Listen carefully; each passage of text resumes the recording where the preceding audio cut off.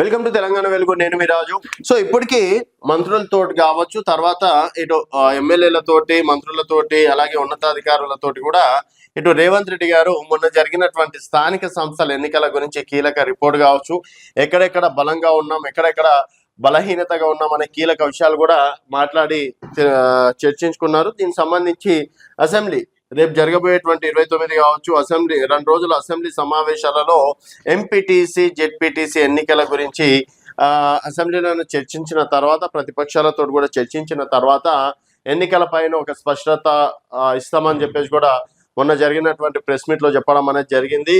So మరి అంటే MPTC ZPTC ఎన్నికలకు ప్రభుత్వం ఆదేశిస్తే మాత్రం మేము సిద్ధంగా ఉన్నాం అంటూ కూడా ఈసీ ఇప్పటికీ చెప్పడం అనేది జరిగింది. ఆల్రెడీ ప్రమాణ స్వీకారాలు కూడా, సర్పంచ్ వార్డు మెంబర్ల ప్రమాణ స్వీకారాలు కూడా అయిపోయినాయి కాబట్టి, సో నెక్స్ట్ ఇప్పుడు ఎంపీటీసీ జెడ్పీటీసీ ఎన్నికలు నిర్వహించేసిన తర్వాత కౌన్సిలర్ కావచ్చు, తర్వాత మళ్ళీ ఫిబ్రవరి ఎండింగ్ తోటి ఇక్కడ జిహెచ్ఎంసీ ఎన్నికలు ఉండే అవకాశం ఉంది. దాదాపుగా ఇంతకుముందు అయితే 150 డివిజన్లు మాత్రమే, ఇప్పుడు ఏకంగా 300 డివిజన్లు ఉన్నాయి. దానిపైన అభ్యంతరాలు అవి చేసినారు. సో 300 డివిజన్లు అంటే కేవలం ప్లేసులు మాత్రమే, అంటే మా ఏరియా నుంచి ఆ ఏరియాకి తీసుకెళ్ళదు, ఆ ఏరియా నుంచి మా ఏరియాకి వెళ్ళొద్దు అని చెప్పేసి ప్లేసులు డిసైడ్ చేస్తున్నారు. కానీ సో 300 డివిజన్లు కావడం మాత్రం కన్ఫర్మ్ అని చెప్పేసి చెప్పుకోవచ్చు.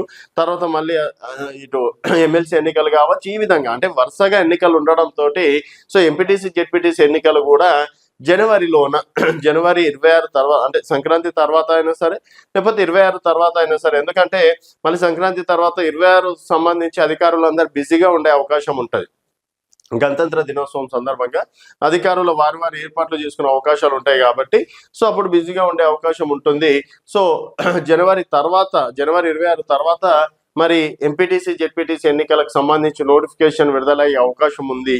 ఒకవేళ జనవరి కాకపోతే మళ్ళీ మార్చిలో ఎన్నికలు పెట్టే అవకాశం ఉంది. ఎందుకు జనవరి అంటే ఫిబ్రవరి మార్చి ఎందుకు అంటున్నాం అంటే, ఆల్రెడీ రైతు భరోసా డబ్బులు వేయాలి కాబట్టి, సో రైతు భరోసా డబ్బులు వేసిన తర్వాత, ఎందుకంటే ఇవి పార్టీ గుర్తుల మీద జరిగేటువంటి ఎన్నికలు, లేదు ఏప్రిల్ లోపలనో మార్చి ఉగాది తర్వాతనో 4000 రూపాయలు గతంలో పెన్షన్ ఇస్తామని చెప్పేసి అన్నారు. సో ఇప్పటికి 2000 రూపాయలు మాత్రమే పెన్షన్ ఇస్తున్నారు కాబట్టి, ఒకవేళ పెన్షన్ ఒకటేసారి 4000 ఇవ్వకుండా ఒక 500 లేకపోతే 250 రూపాయలు 250 రూపాయలు ఈ విధంగా పెంచుతూ మొత్తానికి ఫైనల్ గా 4000 రూపాయలు ఇచ్చే ప్రయత్నాలు కూడా చేస్తున్నారు. దీనికి సంబంధించి ఆర్థిక శాఖ ఒక 200 కోట్లు ఎక్కువగా అవుతాయని చెప్పేసి కూడా అంచనా కూడా వేసింది. కాబట్టి సో ఇటు ఒకవేళ ఇటు మార్చి లోపలైనా సరే, లేకపోతే రైతు భరోసా డబ్బులు వేసిన తర్వాత అయినా సరే ఎంపీటీసీ జెడ్పీటీసీ ఎన్నికలు వచ్చే అవకాశాలు ఉన్నట్లు కూడా తెలుస్తుంది. దాదాపుగా మొన్న కూడా మీనాక్షి నటరాజన్ గారి సమక్షంలో కూడా 18 నియోజకవర్గాల్లో లెక్కలు తారుమారాయని.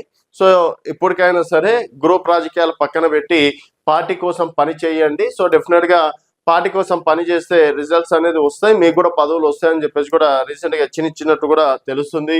అలాగే కార్పొరేషన్ చైర్మన్లు మనం మాట్లాడుకోవాలంటే, కార్పొరేషన్ చైర్మన్లు కూడా కేవలం 40 మందికి మాత్రమే ఇచ్చి ప్రస్తుతానికి అక్కడనే ఆపేశారు. 2 సంవత్సరాలు అవుతుంది కాబట్టి చాలా మంది ఆశావాలు ఉన్నారు. సో కార్పొరేషన్ చైర్మన్లు పోస్టులు కావచ్చు, మళ్ళీ పిసిసి కార్యవర్గ మార్పులు చేర్పులు ఉండే అవకాశం ఉంది.